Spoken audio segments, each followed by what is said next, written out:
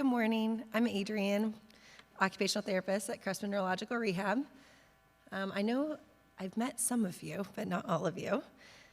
Today I'm going to be presenting about safety strategies for the aging population. So this presentation is to provide strategies to improve your loved one's safety and independence across the lifespan. We're going to be talking about various strategies. Some of them will be important now, some of them will not apply now, and that's okay. It's better to know and be prepared than to not know. So you always want to, let's see how I want to start this out. You always want to start your routines and your strategies early when the person particularly maybe has a little bit more cognitive reserve so they can learn and build new routines. So the earlier you can implement these things generally, the better it's going to be later. So the first thing I always talk to people about is building routines. So when I say routines, obviously, getting up about the same time, going to bed about the same time, eating lunch about the same time, things like that. But not just to that extent. I also want you to go even to the point of, maybe my routine happens to be I get up in the morning, I shower, I eat breakfast, then I'll brush my teeth and fix my hair or do whatever. Whatever that person's routine is, I want you to write that down, and I want to try to make it the same every day. So how that's helpful is that, one, it'll help them not forget steps, right? If we're already having some problems with memory and things, forgetting, maybe they'll think they brushed their teeth, but they haven't. Or you'll say, have you brushed your teeth? And they'll say, yeah. And you look and the toothbrush is still dry. Well, if that's already in their routine, it's less that they have to remember, and it's just building into the routine so they know what to do. Also, get dressed and undressed in the same way every day. So maybe they always put their shirt on first, and then their underwear, and then their pants, and their socks and shoes. Whatever order that is, write it down. And the reason why it's important to write it down is you want to be able to know what that person's routine is. And for anyone that maybe needs to help them later get dressed, they know what the order is. It's very frightening to have someone, especially when you're not sure what's going on, help you get dressed. It's kind of a scary thing. But at least if you know the order they're going to do it in, that's one less stressor that you have, or the one less stressor that person has, so they can adapt a little better. There are some other strategies that if it comes to that somebody's helping dressing that can be a little helpful to reduce that stress, but I'm not going to go that deep into it today. If you have any questions, I can always answer them at the end, or we can get you in to speak with occupational therapists and get your questions answered. Also, well, let's see, I already said that part. So keeping track of date and times. Make that calendar part of your routine. So generally what I tell people to do is to have that calendar maybe at your kitchen table, because we generally eat breakfast, lunch, and dinner at the kitchen table. So you already have a precedent that you're going to sit down. Well, make it part of your routine to check that calendar. If you check it in the morning, then you'll know what to expect for the afternoon. If you check it at lunch, you'll know what to expect for the evening. And if you check it at dinner, then you'll know what to expect for the next day. Now, they may not necessarily remember it, but it is keeping them oriented to the time of day and the events that are to come. In earlier stages, you can also start using a daily planner and write down your important things too, and also practice checking that daily planner at those 3 times a day.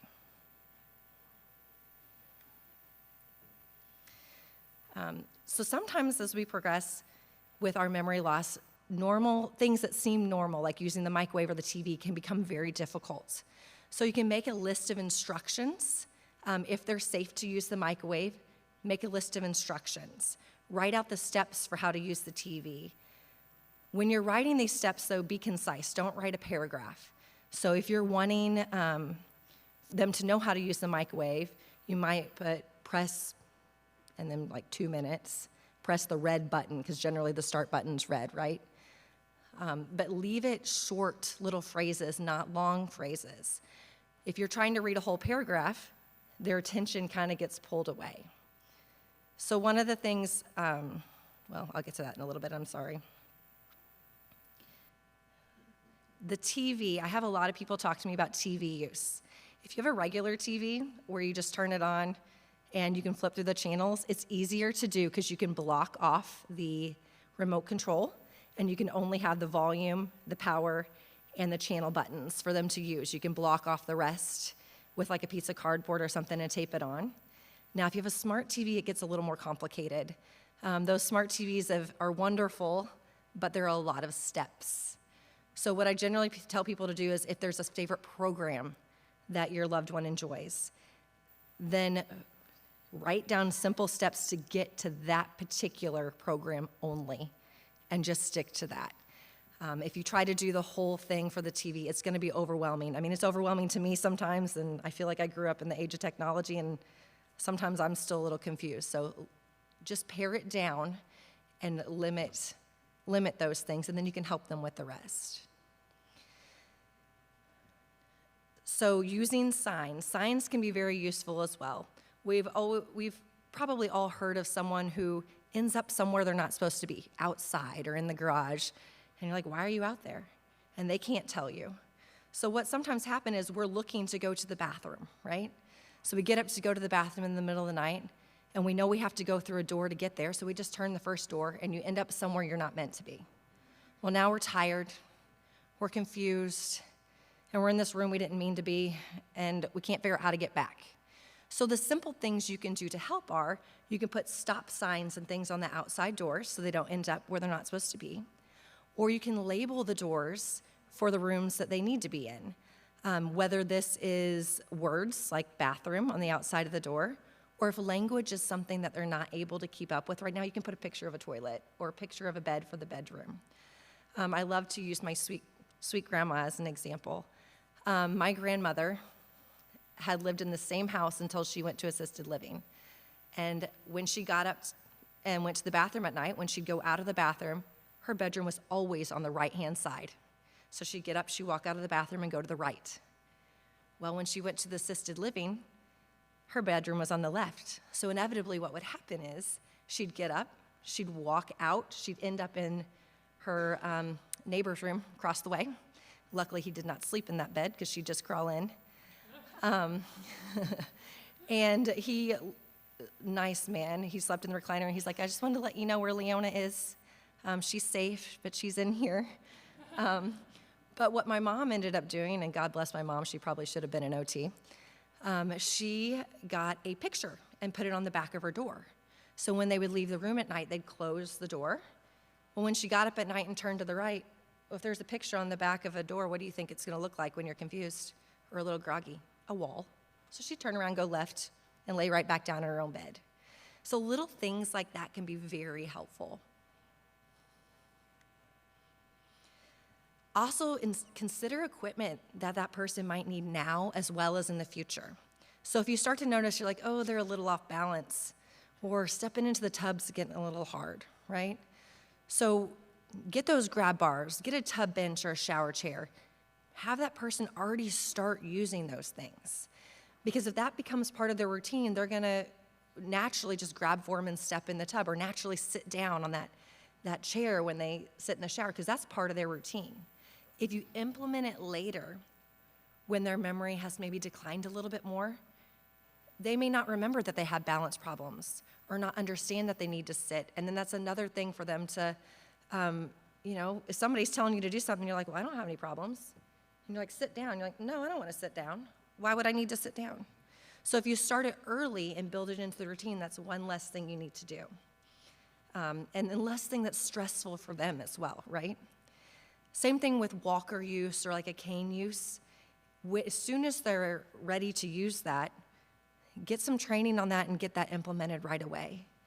And your therapist will be very good about telling you which cues to use, because you want to be very consistent with cueing. Whatever phrase or whatever cues you use, no matter what you're teaching, you want them to be very consistent, because it'll help the learning process. So a person with advanced dementia may need up to 10 seconds to process the information given. So what that means is if I say, where are you from?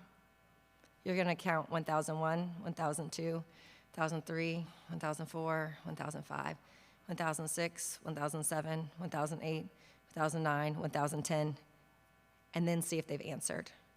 If they have not answered, then you can rephrase the question or give them some choices. It's really difficult when you're like, where are you from? Are you from here? Are you from there? Well, every word you say is more information to process. So it takes them more and more time to get through it. And by the time you're done, they're like, I don't know. And they might say, I don't know anyway. But the other good example of this is, what do you want to eat? Do you want this? Do you want that? You give a million choices, and by the time you're done, it's, I'm not hungry.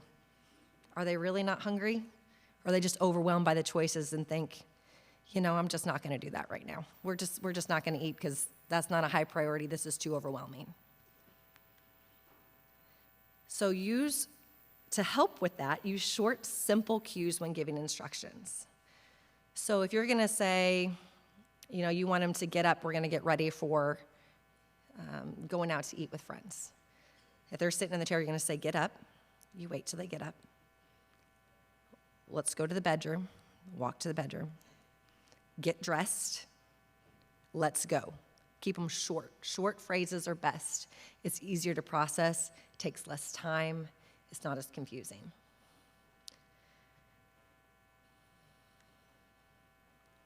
And we talked about that processing speed, right? And we talked about all those choices. Limit it to 2. 2 choices are the best. So do you want to wear this outfit or this outfit? And show them. Let them choose. Two choices is a lot easier to process.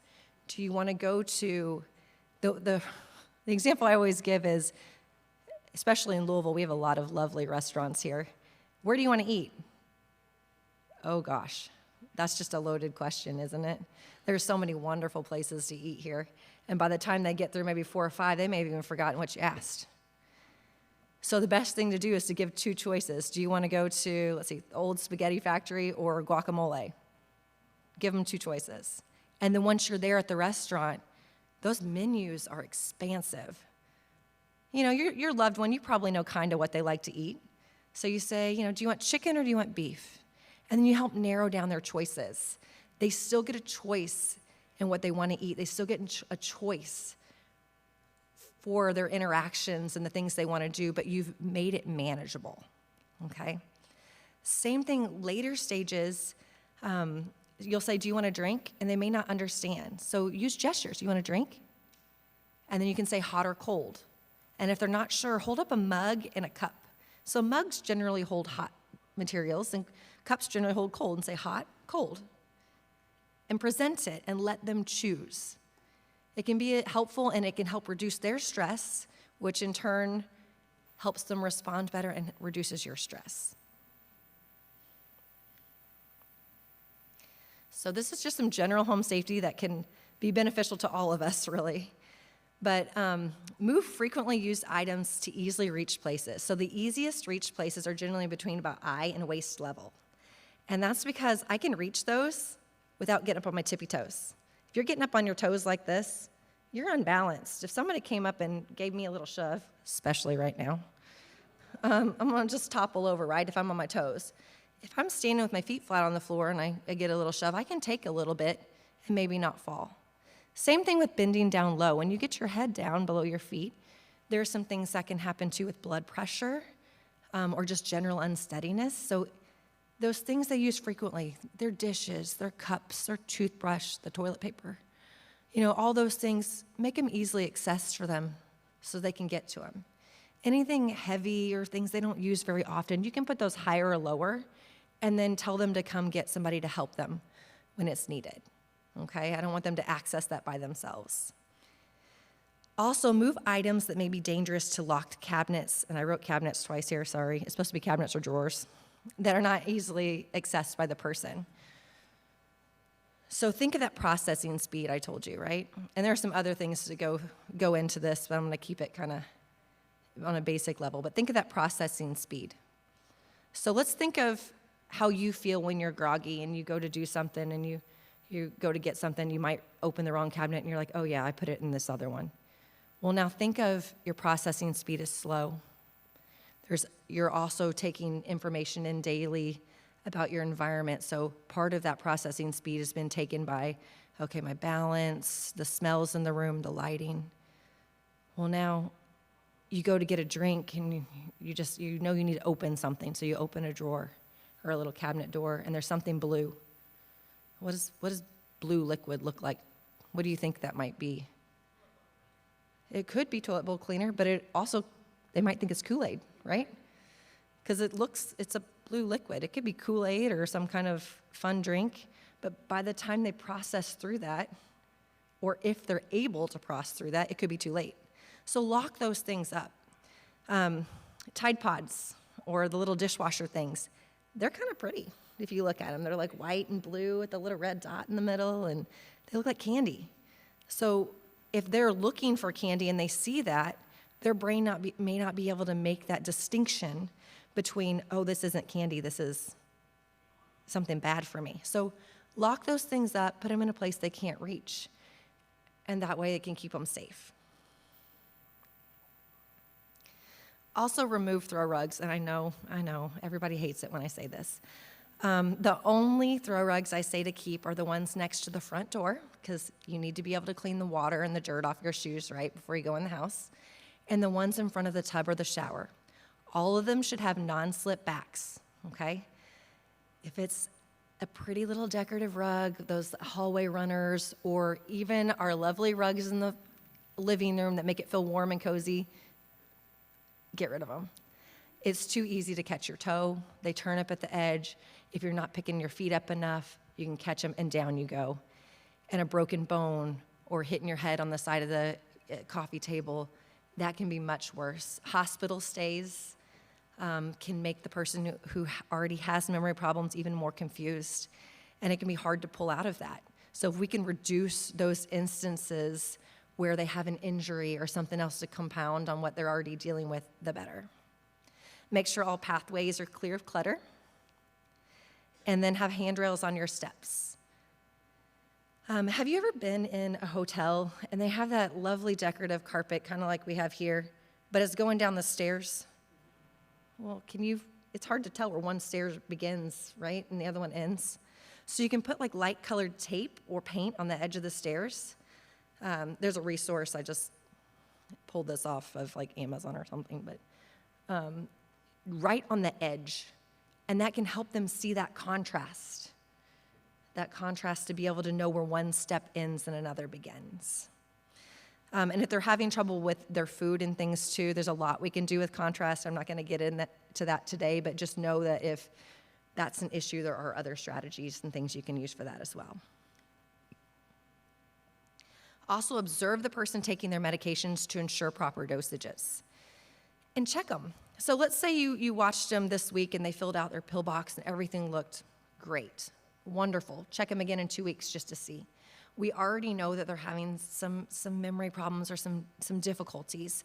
So if they're able to do it, great, but just check in every now and again, because sometimes those things decline and you want to prevent an issue. Because if you already have problems with memory and then you're messing up your medications, well, that's going to make things a whole lot worse, okay?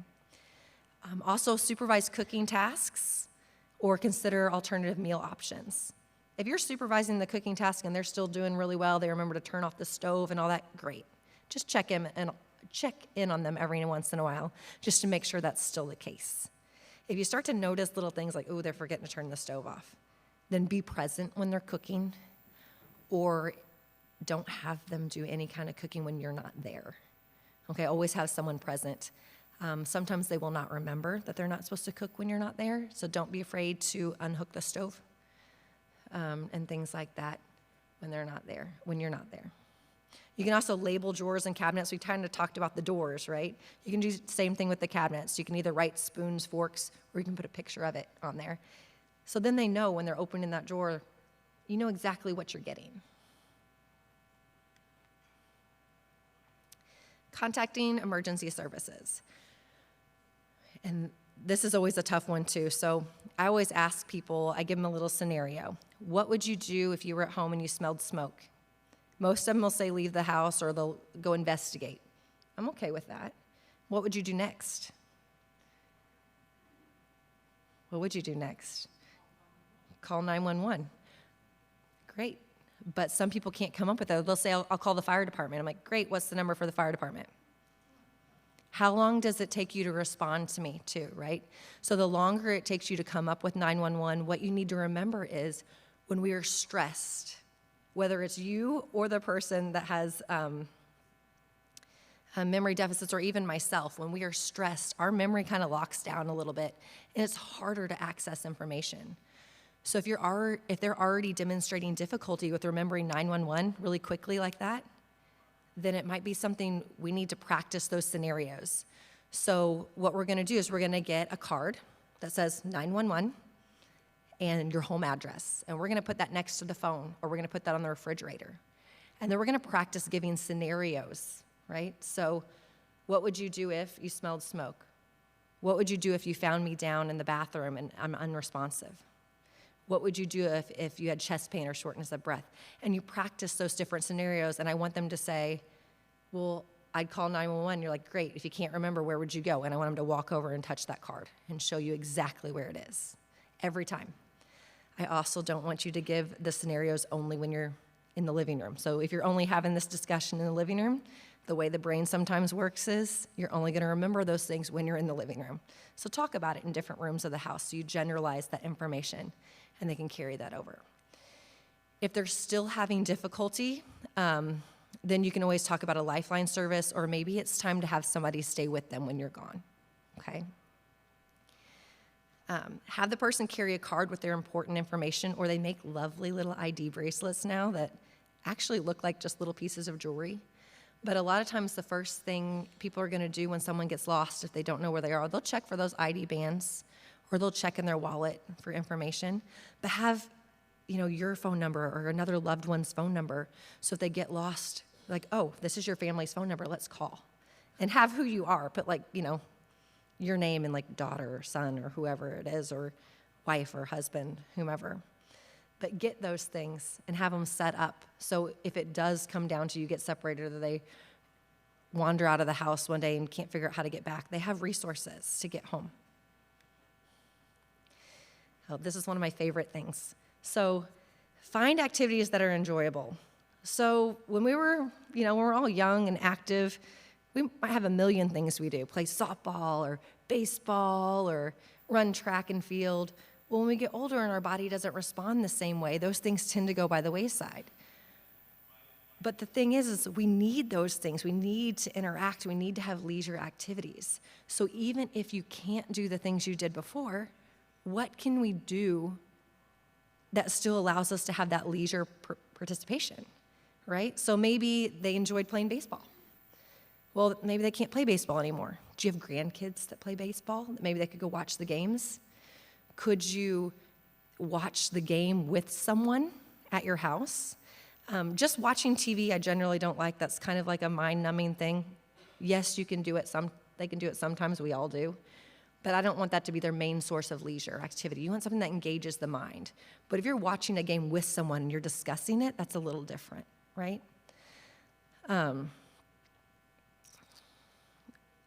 Have some activities they can do on their own, and then some they can do with other people. So in later stages, especially, leisure activities are going to change. So I have a lot of experience with my grandmas, you guys. You get lots of experience from my grandmas. My grandma liked to hold a baby doll. She loved kids. Well, she couldn't hold live babies anymore, but we'd get her a little baby doll, and she'd cuddle it and talk to it, and that was great. That's wonderful. Or maybe you have have you seen those pillows that have the sequins on them? And you go one way and it's one color and one the other? Well, that's a great visual experience as well as like a sensory, like touch experience. So we don't think of that as leisure, but that might be the leisure at that time, okay? And also reminiscence is a great topic of conversation.